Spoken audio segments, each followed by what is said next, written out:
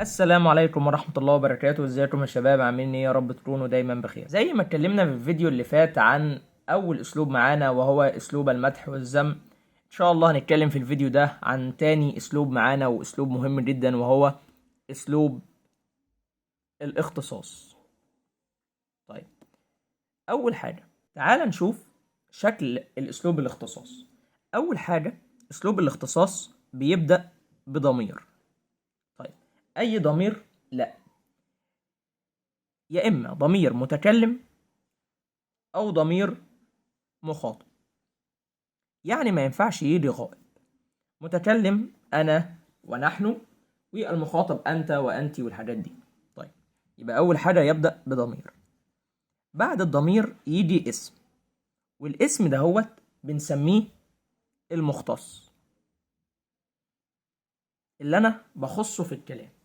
يبقى شكل الأسلوب ده أول حاجة ضمير يبقى متكلم أو مخاطب زائد اسم اللي هو المختص. طيب، المختص ده الإعراب بتاعه إيه؟ الإعراب بتاعه مفعول به. يبقى إعراب المختص مفعول به. طيب، إيه علامات المختص؟ العلامات بتاعته، هل أي اسم ينفع يبقى مختص؟ لا. أول حاجة العلامات بتاعته يمكن أحذفه من الجملة. الاسم ده ممكن الجملة بتاعتي أشيله منها والجملة ما تتأثرش. طيب، تاني علامة بتميزه إن الاسم ده بيفسر الضمير اللي قبله. يعني الاسم هيفسر الضمير اللي هو المتكلم أو المخاطب. طيب، تالت علامة للمختص ده إن هو بيجي يأتي على صورة من الصور اللي هنقولها دي. لازم يجي على صورة من الصور دي. طيب، إيه هي صور المختص؟ دي أهم حاجة في الدرس يعتبر. لو عرفنا المختص بيجي على كام صورة وإيه أشكال الصور دي وعرفناها هيكون الدرس خلص. المختص بيجي على 4 صور. أول صورة وهي المحلى بأل، دي أول حاجة. تاني صورة وهي المضاف لمعرفة. طيب، تالت صورة وهي المضاف لنكرة. طب، رابع صورة لفظة أي وأي. يبقى الصور اللي بيجي عليها المختص أول حاجة محلى بأل، تاني حاجة مضاف لمعرفة، تالت حاجة المضاف لنكرة، رابع حاجة لفظ أي وأي. طيب، تعال ناخد مثال على أول حالة وهي المحلى بأل. تعال نشوف شكل الجملة بمثال. لما أجي أقول لك نحن العرب أصحاب حضارة. طيب، أول حاجة نحن ده الضمير، ده الضمير متكلم.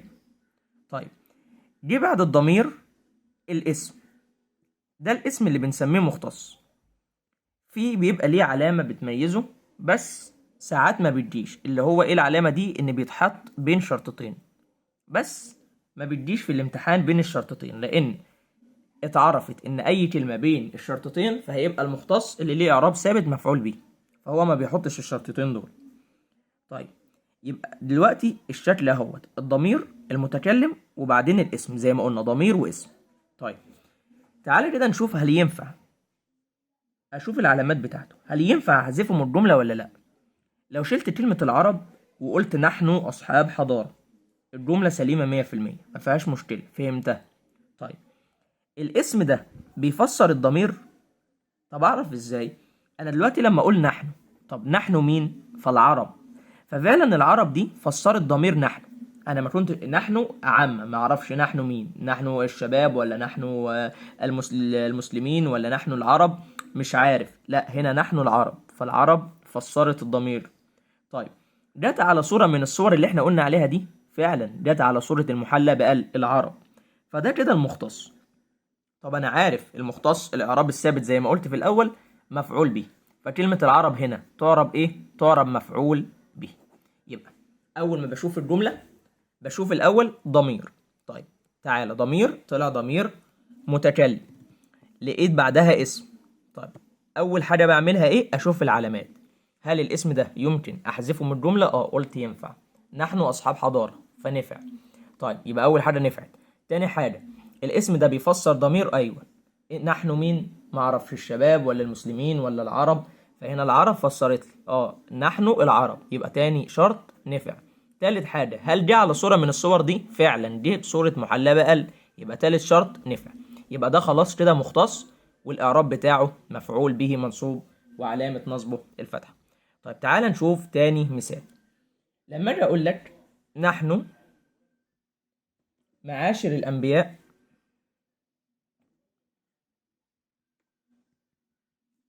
لا نورث. طيب نركز معايا.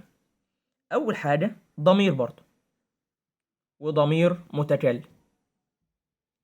انا اول ما الاقي الجملة بادئة بضمير وعايز بيسأل عن الاعراب الكلمة اللي بعدها، فانا ببقى ايه يعني 50% انا عارف ان ده اسلوب الاختصاص، بس لازم اتأكد. فهنا لقيت الضمير. طيب بعدها الكلمة بين الشرطتين، لقيت كلمتين، مفيش مشكلة ما تخضش. تعال نشوف العلامات. أول حاجة، هل يمكن أحذفه من الجملة؟ نحن لا نورث، سليم. أو نحن الأنبياء لا نورث، تمام، الجملة صحيحة. تاني حاجة، هل الاسم ده بيفسر ضمير قبله؟ نحن مين؟ انتوا مين؟ معاشر الأنبياء، معاشر. طيب فعلا فسر ضمير قبله. طب هل جزء على صورة من الصور الأربعة دي؟ لو جيت بصيت هلاقي معاشر الأنبياء مضاف لمعرفة، معاشر المعرفة، الأنبياء مضاف لمعرفة، فدي على صورة. فهنا كلمة معاشر هنا إيه؟ دي المختص. طيب الإعراب بتاعنا عارف، الإعراب الثابت للمختص على طول مفعول به. طب والأنبياء طبعا مضاف إليه، أنا قايل دي الصورة مضاف لمعرفة، فالأنبياء مضاف إليه. طيب تعال نشوف تالت حالة. أنا بديت أهوت حتى في أسلوب المدح والذم اديتك حالات أمثلة وطلعت لك منها الحالات، لان ده بيسهل عليك. بدل ما اديك الحالات اقول لك احفظ كذا وكذا وكذا، لا انا بديك المثال وبقول لك الحاله جت عليه ازاي، ده يفهمك اكتر. ثلاثة، لما اقول لك نحن ابناء اعظم امه نحب امته. اول حاجه نحن، لقيت الجمله بادئه بضمير، ضمير متكلم كمان، نحن. حلو جدا، يبقى دي اول حاجه. بعد كده لقيت جمله مكونه من 3 كلمات، مفيش مشكله.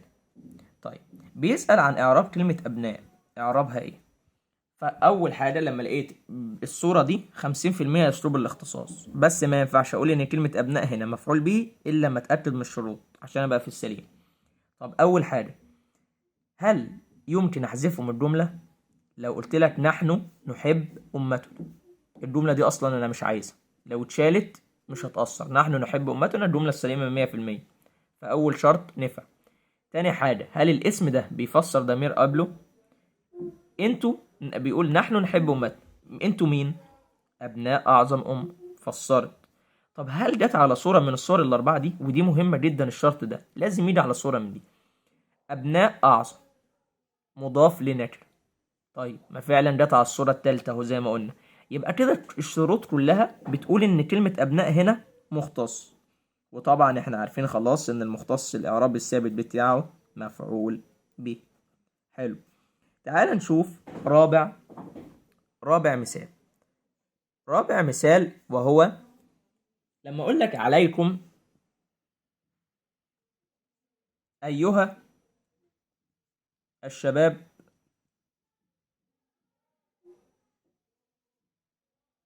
دور كبير. تعال نشوف الجملة. اول حاجة الجملة بادئة بضمير، حلو، بعدها الكلمتين دول اللي محطوطين بين الشرطتين ودور كبير. تعال نتأكد من العلامات. اول حاجة يمكن احذفه، عليكم دور كبير، ممكن احذف ايها الشباب دي ولا هتأثر معايا. طيب هل الاسم ده بيفسر ضمير؟ عليكم دور كبير، مين انتوا؟ مين اللي عليكم دور كبير؟ ايها الشباب. يبقى انا كده فعلا فسر لي الضمير. طيب هل ده على صورة من الصور الأربعة دول، المحلى بأل أو مضاف لمعرفة أو مضاف لنكرة أو لفظ أي وأي؟ فعلا أيها لفظ أي. طيب هنا لفظ أي هنا فأيها إعرابه إيه؟ هيبقى الإعراب بتاعه مفعول به مبني على الضم في محل نصب لفعل محذوف وجوبا. يبقى هنا أي هنا المختص، فالإعراب بتاعها إيه؟ الإعراب بتاعها مفعول به. طيب هو مش ما ينفعش نقول عليها مفعول به، احنا بنقول لازم مفعول به مبني على الضم في محل نصب لفعل محذوف، ده الإعراب الثابت بتاعها يعني. طيب كلمة الشباب احنا كنا واخدين في فيديو قبل كده الاسم الواقع بعد اياه وايتها ليه عربين، نعت وبدل. طب هل كلمة الشباب هنا قلنا نعت لو كان مشتق، طب بدل لو كان جامد، هل الشباب هنا مشتق؟ الشباب هنا مشتق لان المفرد بتاعها شاب على وزن فاعل، فهنا الشباب اعرابها ايه؟ اعرابها نعت. طيب وعليكم دور كبير، ايها الشباب، ايها هنا اي المختص مفعول به. يبقى اول ما اشوف المثال، اول ما الاقي الجمله بتاعتي بادئه بضمير 50%، انا عرفت ان ده اسلوب الايه؟ الاختصاص. بس هل اقدر اقول مفعول به الا اما اطبق الشروط؟ ما ينفعش، لازم اطبق الشروط كلها.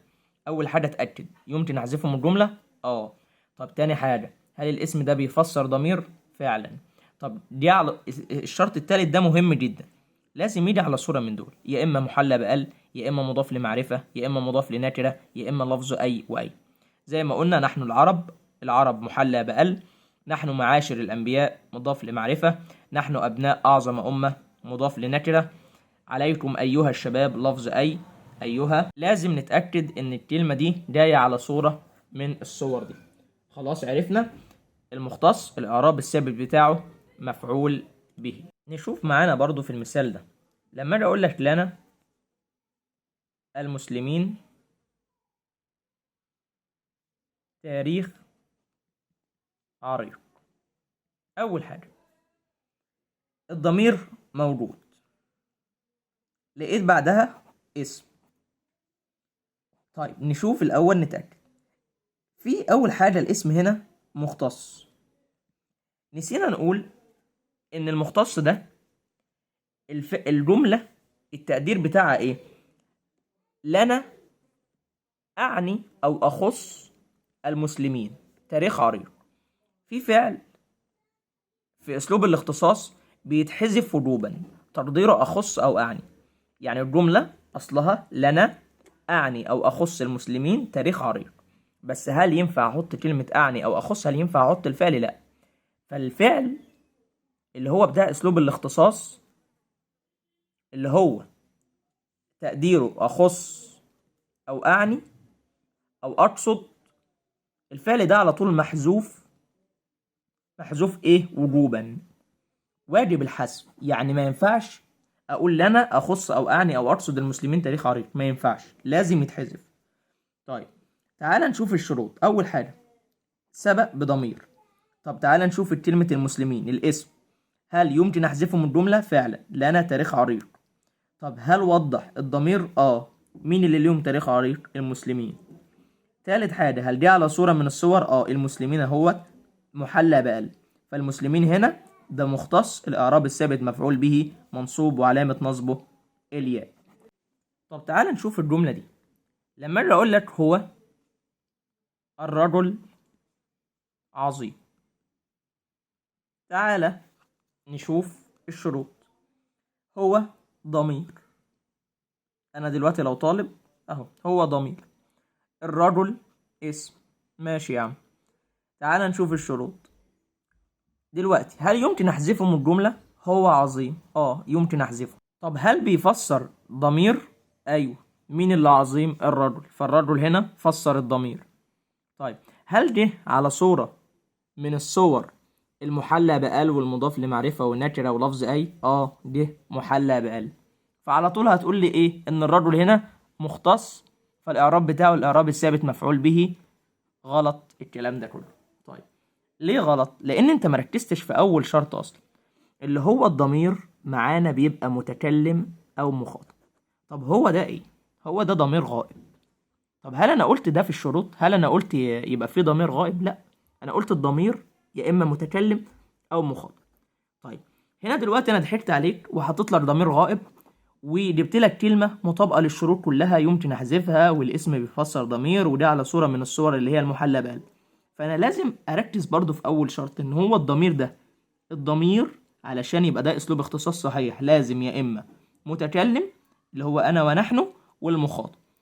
اجيب لك ضمير غائب بقى زي هو هما وهي، الحاجات دي ما ينفعش، ده مش اسلوب اختصاص. فطبعا الرجل هنا هتقول لي مختص مفعول به، طبعا غلط. فلازم نركز في الحتة دي، لازم الضمير يا اما متكلم او مخاطب.